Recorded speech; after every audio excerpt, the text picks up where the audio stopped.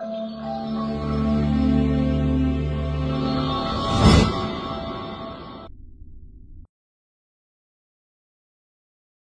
à tous et bienvenue sur cette nouvelle vidéo. Aujourd'hui, je vais vous dire quoi faire si vous êtes victime d'un contenu illicite publié sur Internet. Mais avant cela, je vous demande de liker cette vidéo pour encourager la production des autres vidéos. Je publie au moins 2 vidéos par semaine le mercredi et les samedis. Pour ne plus louper nos prochaines publications, je vous demande de vous abonner et d'activer la cloche des notifications. Alors, quoi faire si vous êtes victime d'un contenu illicite publié sur Internet ? Avant de commencer, il est important pour moi de vous signaler que tous les dimanches, dans le cadre de nos émissions Parole au juriste, nous nous éclairons sur les questions et les problèmes de droit que nous rencontrons. Un de nos abonnés nous a posé la question de savoir quoi faire si vous êtes victime d'un contenu illicite publié sur Internet. Et nous avons partagé cette question dans notre émission Parole au juriste, qui est publiée tous les dimanches sur la chaîne YouTube Parole au juriste, mais aussi sur toutes les plateformes des podcasts, notamment sur Radio Public, sur Apple Podcast, sur Spotify, sur Google Podcast, etc., etc. La question m'est semblée intéressante, je vais d'ailleurs préparer une vidéo à ce sujet, mais avant la vidéo, il me semblait juste de vous partager notre émission Parole aux juristes, comme ça vous allez découvrir les réponses des juristes de chaque coin du monde. Si vous n'êtes pas encore abonné à la chaîne Parole aux juristes, je vous mets le lien de l'abonnement dans la description de la vidéo. Veuillez vous abonner, c'est très important, car tous les dimanches, nous nous éclairons sur les questions et les problèmes de droit que nous rencontrons. Je suis victime d'un contenu illicite publié sur Internet. Je vous laisse donc suivre l'émission Parole aux juristes et découvrir les interventions des juristes. Parole au juriste. Parole au juriste. Vous êtes à l'écoute de Parole aux juristes, l'émission qui vous éclaire sur les questions et les problèmes de droit que vous rencontrez. Nous sommes dimanche 23 août 2020, messieurs et dames, bienvenue à votre rendez-vous de tous les dimanches. Parole aux juristes est l'émission qui vous permet à vous, étudiants, juristes, avocats, noteurs, magistrats, juges, bref, praticiens de droit, de prendre parole et intervenir sur un sujet de droit. Comme toujours, votre émission est présentée par Franklin Lombi. Elle est diffusée en direct sur la chaîne YouTube Parole aux juristes tous les dimanches à 15h heure de Paris, mais aussi en différé sur les plateformes partenaires, notamment sur Radio Public, sur iTunes, Podcast Apple, sur Google Podcast, sur Anchor, sur Spotify, sur Breaker, sur Pocket Cast et sur le site web des Juristudes. Parole au juriste. Parole au juriste. Parole au juriste est une émission qui, dans la joie et avec pragmatique, vous permet chaque semaine d'aborder et de répondre aux questions juridiques qui constellent tous les aspects de la vie quotidienne. Pour cette semaine, nous allons répondre à la question de l'une de nos abonnés qui a été victime d'une publication sur les réseaux sociaux. La question elle est donc très claire. Je suis victime d'un contenu publié sur Internet, que faire? Parole au juriste. Parole au juriste. Avant de passer la parole au juriste, je vous demande donc de vous abonner à notre chaîne et d'activer la cloche des notifications pour ne plus manquer nos futures publications. Si vous n'avez pas eu le temps d'envoyer votre note vocale ou que vous soyez nouveau sur cette chaîne, sachez que vous pouvez vous aussi intervenir dans la partie réservée pour les commentaires. Si vous souhaitez intervenir dans la prochaine émission, je vous demande de rester connecté jusqu'à la fin de cette émission pour connaître les sujets à traiter les dimanches prochains. Mais avant cela, je suis victime d'un contenu publié sur Internet. Que faire? Vos points de vue nous intéressent. Parole au juriste. Parole au juriste. Bonsoir, je suis Bélès Lombard et je suis de nationalité haïtienne. Je ne vais pas présenter le sujet parce que ça va apparaître aux yeux de tout le monde. Les législateurs se font des lois lorsqu'un problème se persiste dans une société et ce problème met en péril cette communauté-là dans toute sa compatibilité. En raison de la lutte contre la cybercriminalité, à savoir des actes de piratage qui font beaucoup de victimes à travers le monde, on constate que beaucoup de pays sont très stricts en prenant en considération ce problème-là, en engageant la responsabilité délictuelle contre la personne qui a commis ce genre d'acte-là. Parce que cette personne a commis un dommage moral. Malheureusement, en Haïti, on n'a pas eu un texte de loi qui réprimande la question de cybercriminalité. Par le fait qu'on n'a pas eu des législateurs qui sont toujours à l'écoute de la réalité sociale, ça fait que même quand un phénomène est en vogue dans la société, nous sommes tenus à le vivre. Pourtant, le nombre de victimes d'attaques cybernétiques augmente considérablement. Comparativement à d'autres pays, pour éviter à ce que trop de gens soient victimes d'un tel acte, les législateurs ont mis des textes de loi ou des balises afin de réprimer les gens qui auraient l'intention de poser un tel acte. Vu la nécessité de textes de loi sur la question de la lutte contre la cybercriminalité, on suggère à ce que nos législateurs doivent faire un faisceau pour légiférer sur ce phénomène-là, dans le souci de permettre à la justice haïtienne de décider du sort de ceux-là qui continuent de faire des victimes.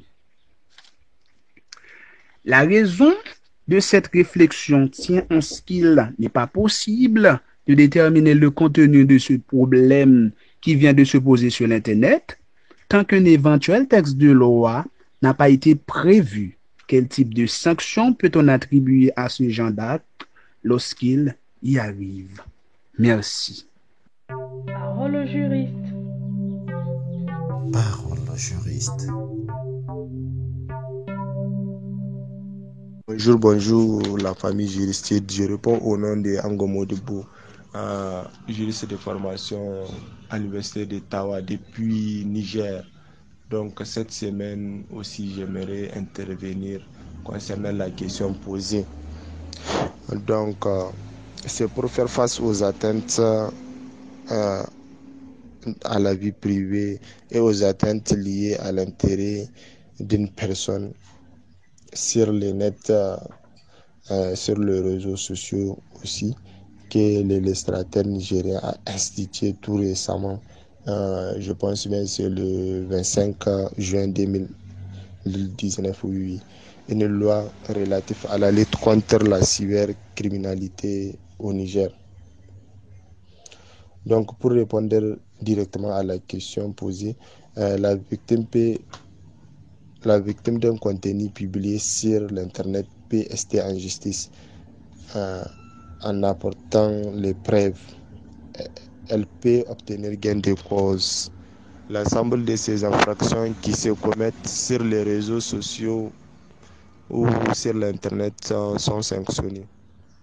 Cette loi précipitée exprime les caractères racistes, régionalistes, ethniques et religieux, etc. Il y a certaines dispositions de cette même loi qui parlent des cas les plus fréquents. Donc c'est l'article 28 qui porte sur les chantages par un moyen de communication électronique, qui nous dit qu'il est puni d'une peine d'emprisonnement de 2 ans à 7 ans et d'une amende de 5 millions à 20 millions de francs CFA. Et il y a aussi l'article 29 qui évoque, de cette même loi, qui évoque la diffamation par un moyen de communication. Il est puni d'une peine d'emprisonnement de 6 mois à 3 ans et d'une amende de 1 million à 5 millions de francs CFA. On note également l'article 30 de cette même loi aussi, qui parle de l'injure par un moyen électronique. Il est puni d'une peine d'emprisonnement de 6 mois à 3 ans et d'une amende de 1 million à 5 millions aussi de francs CFA. Il y a également aussi l'article 31 là, qui évoque la diffusion d'une fausse nouvelle sur le net, qui est réprimée aussi. Je vous remercie. Parole au juriste. Parole au juriste. Bonsoir, moi c'est Sidi Maleki, licencié en droit public et sciences politiques à l'université de Ngaoundéré. Je suis de nationalité tchadienne. Alors, mon intervention sur la question posée, je dirais que la personne, étant donné qu'elle a été victime d'un contenu publié, d'un contenu illicite publié sur Internet, elle a des options. Soit, premièrement, porter simplement une plainte au niveau des commissariats. Ou la deuxième option est que la personne cite directement celui ou celle qui a publié ce contenu sur Internet par voie de citation directe dans la mesure où elle connaît la personne. Le tribunal de première instance parce qu'il s'agit certainement d'un délit. Merci beaucoup. Parole au juriste. Parole au juriste. Bonsoir ou bonjour à tous et à toutes selon que vous écoutez le message. Je réponds au nom de Yannick Guipier, étudiant en licence de droit option droit privé à l'université Peleforogon Koulibaly de Korogo en Côte d'Ivoire. Alors, dans notre cas d'espèce, il est question d'une personne X dont des éléments relevant de sa vie sentimentale ont fait l'objet d'une publication sur Internet. Les faits, bien sûr, pouvant être juridiquement qualifiés comme une atteinte au respect du droit de la vie privée. Dès lors, se pose avec acuité le problème suivant. De quels moyens dispose un tiers dont des éléments relevant de sa vie privée ont fait l'objet de publications sur Internet? Alors, en droit positif ivoirien, à notre connaissance, seule la loi numéro 2004-643 du 14 décembre 2004 consacre de façon implicite le droit au respect de la vie privée et ce, du président de la République. En son alinéa 2e, et c'est ce qui nous intéresse, il est prévu des possibilités de poursuite, lesquelles poursuites, nous pensons, ne peuvent être exercées qu'après dépôt de plainte. En l'espèce, la victime souhaite avoir connaissance des moyens dont elle dispose ou que peut-elle faire après que l'on ait porté atteinte à sa vie privée. Nous en déduisons donc qu'elle peut se fonder sur l'alinéa 2e de la loi précitée afin de disposer de son premier moyen qui est de porter plainte. Les enquêtes, bien entendu, s'en suivront. Vient ensuite son second moyen, qu'après la constatation desquelles enquêtes de l'absence de son consentement dans la divulgation ou publication des éléments relevant de sa vie privée et d'un préjudice subi. Lequel moyen est l'obtention de réparation par la mise en œuvre d'une action en responsabilité civile délictuelle sur le fondement de l'article 1382 du Code civil. Voilà, en quelque sorte, les moyens dont dispose une personne dans un tel cas, ou ce qu'elle peut faire dans un tel cas, en tout cas en droit positif ivoirien. Tel est mon avis sur la question. Ayant parlé aussi bien entendu sous la casquette d'apprenti juriste, je reste toutefois ouvert autant pour moi à toute critique, remarque ou apport. Parole au juriste, tous les dimanches, toutes les semaines, nous nous éclairons sur les questions et les problèmes des droits que nous rencontrons. Vous avez écouté les interventions des uns et des autres, j'espère qu'elles vous ont plu. J'espère également que vous savez quoi faire lorsque vous êtes victime d'un contenu illicite publié sur Internet. Il y a de plus en plus de textes et lois qui recadrent ou régularisent les différences sur Internet. En France, par exemple, la loi du 21 juin 2004 pour la confiance dans l'économie numérique et la loi du 29 juillet 1982 sur la communication audiovisuelle vous permet d'agir lorsque vous êtes victime d'un contenu illicite publié sur Internet. De quelle publication Internet s'agit-il? Ceci peut être très varié, par exemple un blog personnel, une photo, une vidéo, un message sur un réseau social, un commentaire d'internaute, et c'est, même si cela n'est pas accessible à tous les internautes de la toile, mais seulement à certains amis sur un réseau social. Cette publication vous concernant peut être consultable dans votre pays, en France dans les cas échéants, et en langue française, ou tout simplement porter atteinte à vos intérêts en France. Donc, l'auteur de la publication illicite n'est pas forcément situé en France, et il peut donc s'agir d'un site étranger. Comment déterminer les caractères manifestement illicites des contenus vous concernant? Pour que vos démarches aboutissent, il faut qu'elle se fonde sur un élément constituant une violation de la loi. C'est le cas dans les situations suivantes: atteinte au droit à la vie privée et à l'image, injure, diffamation, incitation à la haine raciale, harcèlement, apologie du terrorisme, diffusion de l'image pédophile et ou violente. Vous pouvez alors actionner plusieurs types de démarches et celles-ci sont cumulatives. Demander le retrait du contenu par voie non judiciaire ou judiciaire, signaler les sites internet illégaux, porter plainte. Comment demander le retrait du contenu? Il faut utiliser la procédure propre à chaque webmaster ou hébergeur du contenu que vous contestez. Pour ce faire, faites des captures d'écran, vos demandes, la date, les liens internet, les contenus illicites. N'hésitez pas à envoyer votre demande avec lettre commandée et accusé de réception, contenant entre autres dont ces captures d'écran, les coordonnées du siège de l'hébergeur du site, vos motifs de contestation. Pour sécuriser cette demande, ou si vous n'obtenez aucune réponse de la part de l'hébergeur du site, vous pouvez également faire appel à un huissier de justice et solliciter un avocat. Alors, contre qui pouvez-vous porter plainte? Gardez en tête qu'il faut des preuves comme nous venons de l'aborder. Capture d'écran, coordonnées du site, date, etc., etc. Vous pouvez porter plainte contre l'auteur lui-même.